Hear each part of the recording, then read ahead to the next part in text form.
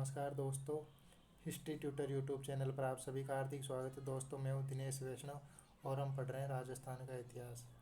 पिछली दो क्लास में हमने कालीबंगा सभ्यता, अहाड़ सभ्यता और बेराट सभ्यता के बारे में अध्ययन किया था। आज हम देखेंगे राजस्थान की एक और नई सभ्यता के बारे में। आज हम देखेंगे गणेश्वर सभ्यता के बारे में। सबसे पहले हम देखते हैं गणेश्वर सभ्यता की स्थिति। तो ये कांतली नदी है, उसके किनारे स्थित थी। और कांतली नदी कहाँ पे बहती है? नीमका थाना जिले में। पहले ये नीमका थाना सीकर जिले के अंतर्गत आता था, लेकिन वर्तमान में नीमका थाना को एक नया जिला बना दिया गया है। अब हम देखते हैं इसकी खोज किसने की थी। तो गणेश्वर सभ्यता की खोज की थी 1972 में रतन चंद्र अग्रवाल ने, और इसका उत्खनन किया था 1977 में रतन चंद्र अग्रवाल और विजय कुमार ने। अब हम देखते हैं ये गणेश्वर सभ्यता है, इसका काल क्या माना जाता है। तो इसका काल माना जाता है 2800 ईसा पूर्व। और गणेश्वर सभ्यता को क्या क्या कहा जाता है? इसे ताम्र संचय संस्कृति कहा जाता है, पुरातत्व का पुष्कर कहा जाता है। उसके बाद हम देखते हैं गणेश्वर सभ्यता से हमें कौन कौन से साक्ष्य प्राप्त हुए हैं। तो गणेश्वर सभ्यता से हमें पत्थर से निर्मित एक बांध का साक्ष्य मिला है। और गणेश्वर सभ्यता एकमात्र ऐसी सभ्यता है जिसमें पत्थरों से बना हुआ एक बांध प्राप्त हुआ है। उसके साथ ही गणेश्वर सभ्यता से हमें जो मकान प्राप्त हुए हैं वो पत्थरों से बने हुए हैं, और पत्थरों से बने हुए मकान वाली एकमात्र सभ्यता है। उसके साथ ही गणेश्वर सभ्यता से हमें क्या प्राप्त हुए? बड़े जलीय जीव जैसे मगरमच्छ हुआ, इनको पकड़ने का एक तांबे का बना हुआ हार्पून एक औजार होता है, वो प्राप्त हुआ है। साथ ही हमें मछली पकड़ने का कांटा भी प्राप्त हुआ है, जिससे ऐसा माना जाता है कि गणेश्वर सभ्यता में मछली पालन किया जाता होगा। साथ ही हमें तांबे के बाणाकर मिले हैं, तांबे की कुल्हाड़ी प्राप्त हुई है, और कत्थई रंग के कपिस्वर्णी मृदभांड भी प्राप्त हुए हैं।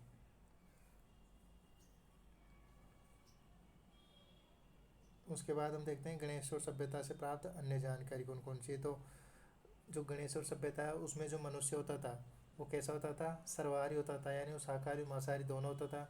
खाद्य का संग्राहक होता था, यानी खाने पीने की जो चीज़ें हैं उनका संग्रहण करता था, और शिकार करता था वो। तो मनुष्य की प्रकृति कैसी थी? शिकार करने वाला, खाद्य संग्राहक और सर्वाहारी। इसके साथ ही जो गणेश्वर सभ्यता है उससे जो तांबा निकाला जाता था उसकी आपूर्ति की जाती थी हड़प्पा और मोहनजोदड़ो में, यानी यहाँ से तांबा निकाल करके यहाँ पे भेजा जाता था। उसके साथ ही जो गणेश्वर सभ्यता है उससे हमें सर्वाधिक तांबे के साक्ष्य मिले हैं, और यही कारण है कि जो गणेश्वर सभ्यता है उसको भारत में ताम्रयुगीन सभ्यताओं की जननी कहा जाता है। कई बार पूछा गया है कि ताम्रयुगीन सभ्यताओं की जननी किसे कहा जाता है, तो गणेश्वर सभ्यता को कहा जाता है।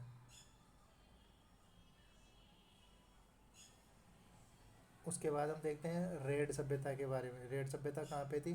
टोंक जिले में जो निवाई तहसील है उसका जो क्षेत्र है उसमें बहती थी ढील नदी, उसके किनारे स्थित थी।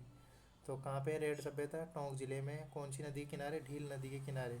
और टोंक जिले में कहाँ पे? जो निवाई वाला क्षेत्र है वहाँ पे। रेड सभ्यता की खोज किसने की थी? तो 1938 से 1940 के बीच में की थी केदारनाथपुरी और दयाराम साहनी ने। और रेड सभ्यता, इसका प्राचीन नाम क्या है? इसे प्राचीन भारत का टाटा नगर कहा जाता है, क्योंकि यहाँ से काफ़ी मात्रा में बड़े लौह भंडार प्राप्त हुए हैं।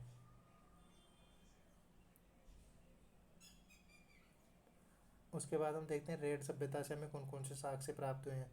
तो रेड सभ्यता से हमें पंचमार्क सिक्के या आहत सिक्के प्राप्त हुए हैं, जो कि चांदी के बने हुए हैं। किसके बने हुए हैं? चांदी के बने हुए हैं। और लगभग कितने हैं? 3075 के लगभग सिक्के प्राप्त हैं, जो कि एक ही स्थान से प्राप्त सर्वाधिक पंचमार्क सिक्के हैं। और इन सिक्कों के ऊपर हाथी, पेड़, सांड, मछली, अर्धचंद्रमा, इनके चित्र बने हुए हैं। इसके साथ ही हमें यहाँ से मालव गणराज्य के लगभग 6000 सिक्के प्राप्त हुए हैं, लोहे के सिक्के प्राप्त हुए हैं। उसके बाद हम देखते हैं रेड सभ्यता से प्राप्त अन्य साक्ष्य। रेड सभ्यता से हमें मातर देवी की और गजमुखी की प्रतिमाएं प्राप्त हुई है। मथुरा शैली से निर्मित मृण मूर्तियाँ प्राप्त हुई है। बंदर की आकृति से बने हुए तांबे के बर्तन प्राप्त हुए, यानी उनकी आकृति कैसी है बर्तनों की? जैसे कोई बंदर बैठा हो, बंदर की आकृति में। आलीशान मकान के साक्ष्य प्राप्त हुए हैं। और उष्नीस या पगड़ी पहने हुए एक स्त्री की मूर्ति प्राप्त हुई है। सेलकड़ी की बनी हुई एक डिबिया प्राप्त हुई है। तो ये कहाँ से प्राप्त हुई हमें? रेड सभ्यता से। उसके बाद देखते हैं हम टोंक जिले में स्थित एक और सभ्यता है जिसका नाम है नगर सभ्यता। ये टोंक जिले में जो उनियारा तहसील उसके पास नगर नेड़वा वाला क्षेत्र है वहाँ पे है। और नगर सभ्यता है, इसका प्राचीन नाम था मालव नगर या कारकोट नगर।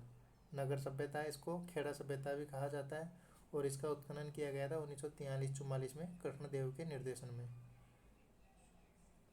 जो मालो जनपद हुआ करता था उसकी राजधानी थी ये नगर। तो नगर क्या था, मालो जनपद की राजधानी थी।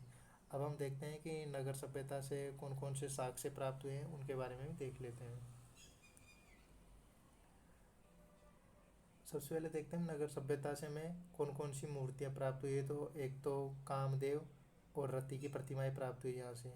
कौन सी प्रतिमाएं, कामदेव और रति की प्रतिमाएं प्राप्त हुई है। उसके साथ ही हाथ में कमल लिए हुए लक्ष्मी की मूर्ति प्राप्त हुई है। जो लक्ष्मी जी है वो हाथ में कमल लिए हुए। महिषासुर मर्दिनी की मरण मूर्ति प्राप्त हुई है। एक ऐसा नाग प्राप्त हुआ है जो 3 फणधारी, यानी उस नाग के 3 फण बने हुए हैं, उसकी प्रतिमा प्राप्त हुई है। और यहाँ से मालो जनपद के सिक्के भी प्राप्त हुए हैं। दुर्गा, गणेश, शिवलिंग, इनकी भी प्रतिमाएं प्राप्त हुई, यानी दुर्गा और गणेश की प्रतिमाएं मिली है, शिवलिंग मिला है। तो ये सब क्या है, नगर सभ्यता से प्राप्त साक्ष्य थे। उम्मीद करता हूँ दोस्तों ये क्लास आपको समझ आई होगी, और इस क्लास में हमने जो देखा है वो आपको पसंद भी आया होगा, अच्छा लगा होगा।